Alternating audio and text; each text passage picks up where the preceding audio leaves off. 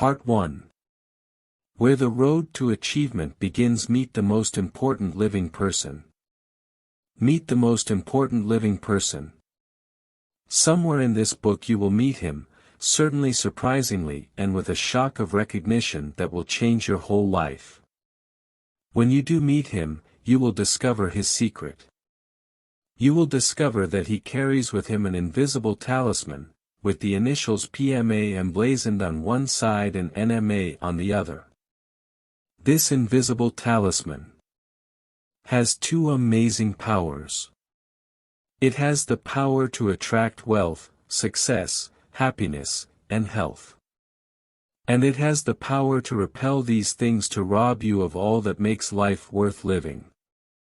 It is the first of these powers, PMA, that enables some men to climb to the top and stay there. It is the second that keeps other men at the bottom all their lives. It is NMA that pulls other men down from the top when they have reached it. Perhaps the story of Best B. Fuller will illustrate how it works. We are poor not because of God, as we follow. Was one of 7 children of a Negro tenant farmer in Louisiana. He started to work at the age of 5. By the time he was 9, he was driving mules. There was nothing unusual in this. The children of most of the tenant farmers went to work early. These families accepted poverty as their lot and asked for no better. Young fellow was different from his friends. In one way he had a remarkable mother. His mother refused to accept his hand-to-mouth existence. For her children, though it was all she had ever known, she knew there was something wrong with the fact that her family was barely getting along in a world of joy and plenty.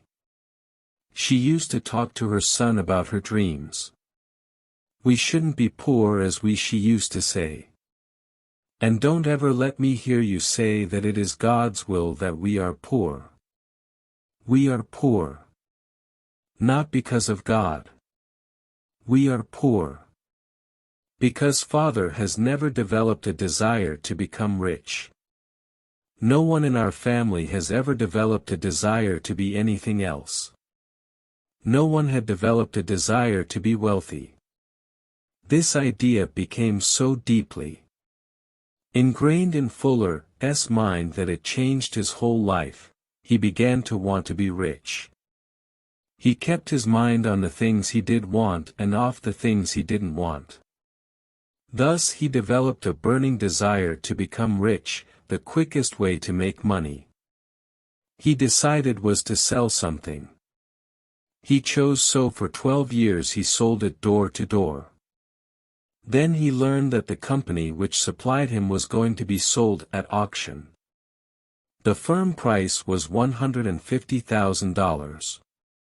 In 12 years of selling and setting aside every penny he had saved $25,000. It was agreed that he would deposit his $25,000 and obtain the balance of $125,000 within a 10-day. Written into the contract was the condition that if he did not raise the money, he would lose his deposit. During his 12 years as a soap salesman, S. B. Fuller had gained the respect and admiration of many businessmen. He went to them now. He obtained money from personal friends, too, and from loan companies and investment groups. On the eve of the 10th day, he had raised $115,000. He was 10,000 short. Searched for the light. "I had exhausted every source of credit I knew," he recalls. "It was late at night in the darkness of my room. I knelt down and prayed. I asked God to leave me to a person who would let me have the $10,000 in time. I said to myself that I would drive down 61st Street until I saw the first light in the business establishment. I asked God to make the light a sign indicating His answer. It was 11 o'clock at night when S.B. Fuller drove down Chicago's 61st Street at last. After several blocks, he saw a light in a contractor's office. He walked in there, seated at his desk, tired from working late at night, said a man whom Fuller knew slightly. Fully realized that he had to be bold. "Do you want to make $1,000? asked Fuller, straight out. The contractor was taken aback at the question. "Yes," he said. "Of course, then make out a check for $10,000 and when I bring back the money, I'll bring back another $1,000. Profit." Fuller recalls telling this man. He gave the contractor the names of the other people who had lent him money and explained in detail exactly what business venture was. Let's explore his secret of success. Before he left that night, S.B. Fuller had a check for $10,000 in his pocket. Subsequently, he obtained controlling interest not only in that company, but in 7 others, including 4 cosmetic companies, a hosiery company, a label company and the newspaper. When we asked him recently to explore with us the secret of his success, he answered in terms of his mother's statement so many years before. "We are poor not because of God.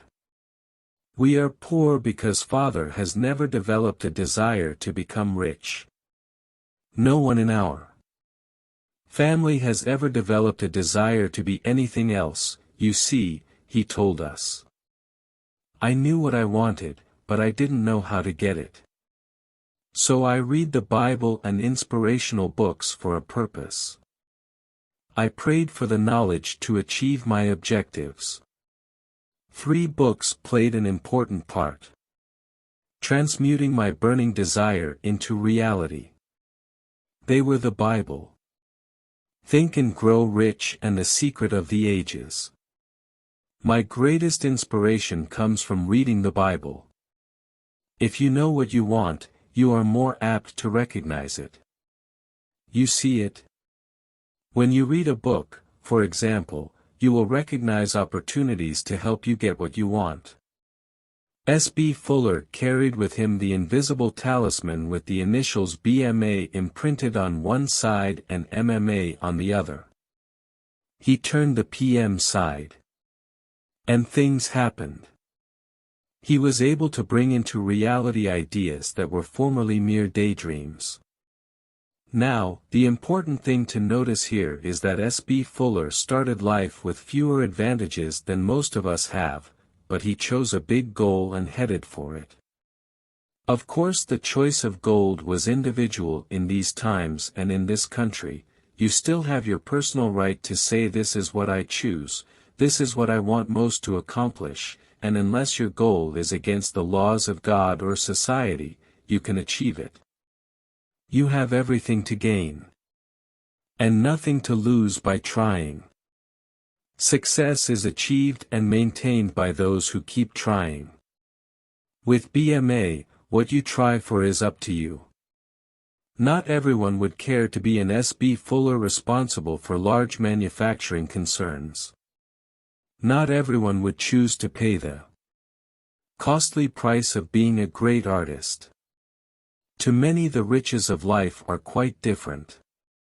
A skill in day-to-day living which adds up to a happy, love-filled life is success. You can have this and other riches too.